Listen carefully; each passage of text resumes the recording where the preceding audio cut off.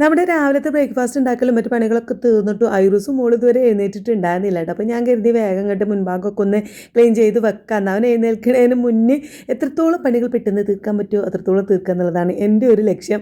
മുൻഭാഗം തുടച്ചപ്പോൾ ഞാൻ പിന്നെ മറ്റ് അവകൊക്കെ ബാക്കിയുള്ളതൊക്കെ ഒന്ന് അടിച്ചു വാരലും തുടക്കലൊക്കെ തീർത്തിട്ടോ. ഇനിയും പരിപാടിക്ക് നിൽക്കുന്നതിന് മുന്നേ ഞാൻ കുറച്ച് പനീർ ചൂടുവെള്ളത്തിൽ ഇട്ട് വെച്ചിട്ടുണ്ടായിരുന്നു. അത് ഊറ്റി വെച്ചപ്പോൾ ഐറൂസിൻ്റെ സൗണ്ട് ഇങ്ങനെ കേൾക്കണം. അപ്പോൾ നോക്കുമ്പോൾ എണീറ്റ് വന്നിട്ടുണ്ട്. ഇന്ന് നേരെ ഇപ്പിച്ചിൻ്റെ അടുത്തേക്കാണ് പോയിട്ടുള്ളത്. ഞാൻ കുറേ വിളിച്ചിട്ടോ അടുക്കളയ്ക്ക്. നേരെ അടുക്കളയ്ക്കാണ് സ്ഥിരം വരാറുള്ളത്. നേരെ വന്ന് മഞ്ഞയെ പാല് എന്നും പറഞ്ഞിട്ടാണ് വരാറുള്ളത്. ഇന്നിപ്പോൾ എത്രയായിട്ട് ഞാൻ എത്ര സൂപ്പിട്ടിട്ടും വരുന്നില്ലെന്നൊരു ഇമ്മിക്കുട്ടിയാണ് കേട്ടോ. ഞാൻ കുറേ ഉമ്മക്ക് വെച്ച് കൈമലൊക്കെ വെച്ച് കുറേ വിളിച്ച് നോക്കി. എൻ്റെ അടുത്തേക്ക് വന്നില്ല. ഇങ്ങനെ ഞാൻ ഉമ്മക്കുമ്പോൾ സൗണ്ട് ഉണ്ടാക്കുന്നുണ്ട് കേട്ടോ. അവന് ഇഷ്ടപ്പെടുന്നില്ല. പിന്നെ ഞാൻ വേഗം ഒരു പാലുണ്ടാക്കാൻ വേണ്ടി വന്നു. ഇതാ കുറച്ച് പാലെടുത്തിട്ട് ഈ ഒരു കുപ്പി ഒരു അരക്കുപ്പി പാൽ ഓന് ഉണ്ടാക്കി കൊടുക്കും. രാവിലെ അത് കുടിക്കുമ്പോൾ നമുക്കൊരു സമാധാനം. ഓനും അത് ഭയങ്കര ഇഷ്ടമാണ് കേട്ടോ. ഇവിടെ നിന്നതിന് സമയത്ത് ഞാൻ ഈ ഗ്ലാസ്സിലാട്ടോ അവന് പാല് കൊടുത്തിട്ടുണ്ടായിരുന്നത്. ഇപ്പോൾ അതങ്ങോട്ട് ശീലമായിട്ടുണ്ടായിരുന്നു. പിന്നെ മോളും അവിടെ കുറേ ദിവസം പോയി നിന്നല്ലോ. ആ സമയത്ത് ഓള് കുപ്പിയിൽ തന്നെ കൊടുക്കുക. കാരണം ഓക്ക് അതാണ് സൗകര്യം.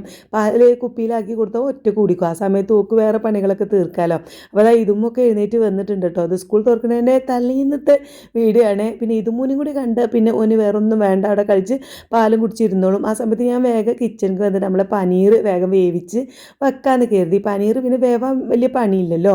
പെട്ടെന്ന് നമുക്ക് ഉള്ളി തക്കാളി വാടുന്ന സമയം കൂടി വേണ്ടല്ലോ പനീർ വേവാൻ. വെളിച്ചെണ്ണയിലേക്ക് ഒരു കഷ്ണം ബട്ടർ ഇട്ട് കൊടുത്തിട്ട് രണ്ടും കൂടി മിക്സ് ചെയ്തിട്ടാണ് ഞാൻ പനീർ ഉണ്ടാക്കാറുള്ളത്. പിന്നെ ഉള്ളി തക്കാളി ഞാൻ ഒരുമിച്ച് അങ്ങോട്ട് കട്ട് ചെയ്തിട്ടു. അത് വാടി വന്നപ്പോൾ വെളുത്തുള്ളി ഇഞ്ചി പേസ്റ്റ് ഇട്ട് കൊടുത്തു.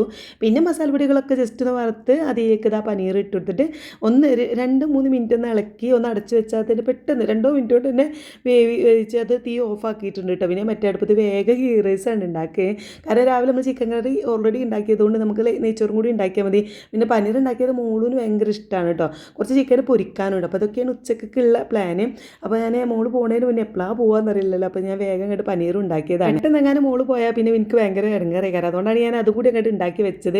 നമുക്ക് ഉച്ചക്കത്തെ ഫുഡൊക്കെ ഓൾറെഡി സെറ്റ് ആയെങ്കിലും ബ്രേക്ക്ഫാസ്റ്റ് ആരും കഴിച്ചിട്ടില്ലല്ലോ. ഇതും കഴിച്ചിട്ടില്ല, ഐറൂസും കഴിച്ചിട്ടില്ല. അപ്പോൾ അവർക്കുള്ള ദോശയാണ് ഞാൻ ചുട്ടെടുക്കുന്നത് കേട്ടോ. രാവിലെ കുറച്ച് കൂടുതൽ തന്നെ മാവ് ഉണ്ടാക്കി വെച്ചിട്ടുണ്ടായിരുന്നു. അപ്പോൾ ആദ്യത്തെ ദോശ ഐറൂന് നെയ്യൊക്കെ ഒഴിച്ച് ചുട്ടിട്ടുണ്ട്. രണ്ടാമത്തേത് ഇതുമൂന്ന് പരത്തി വെച്ച് ഐറൂസിനുള്ളത് കൊണ്ടുപോയി കൊടുത്തു കേട്ടോ. ഓന് ഈ നെയ്യ് ഒഴിച്ചിട്ടുള്ള ദോശ ഭയങ്കര ഇഷ്ടമാണ് കേട്ടോ.